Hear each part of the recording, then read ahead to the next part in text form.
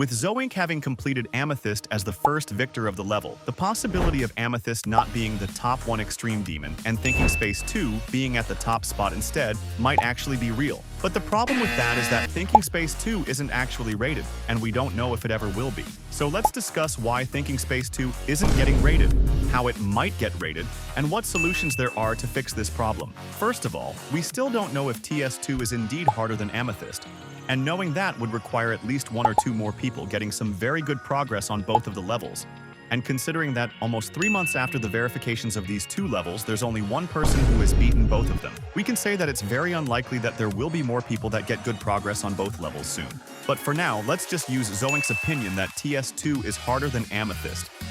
So why is RobTop so reluctant to rate Thinking Space 2? The first possibility is that he might have just not seen the level. Of course, that is pretty unlikely, but RobTop does get a lot of levels sent for rates, and something that happened with Cobwebs might be happening with TS2 right now, that being that it's going to get rated like 3 years after the verification. But what seems to be the most popular theory to why TS2 is not getting rated is that RobTop has a secret hatred for Zoink and his verifications, since we've seen Tidal Wave not get rated for 6 months, Quantus Processing not get rated, and Defeated Circles not getting any attention from RobTop. The only other reason for why TS2 is still not rated is that maybe RobTop just doesn't like something about the level itself, instead of disliking Zoink in general. Maybe Mr. Robert just doesn't like the level's deco, which is unlikely, or maybe dislikes the gameplay, which is also unlikely, since extreme demons like the Apocalyptic Trilogy and Hard Machine are rated. So how can Thinking Space 2 get rated? The only possibility where we can get TS2 rated is if the tidal wave situation happens again, but it seems like it's not going to. Knowing that, what do you think is the best solution to get Thinking Space 2 more recognized as the hardest level in GD?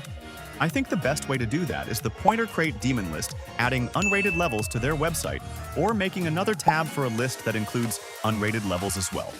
From what I know, they are already working on it. The Rated Plus tab would also prevent any drama when Grief gets verified, because it's probably not getting rated due to being verified with click between frames.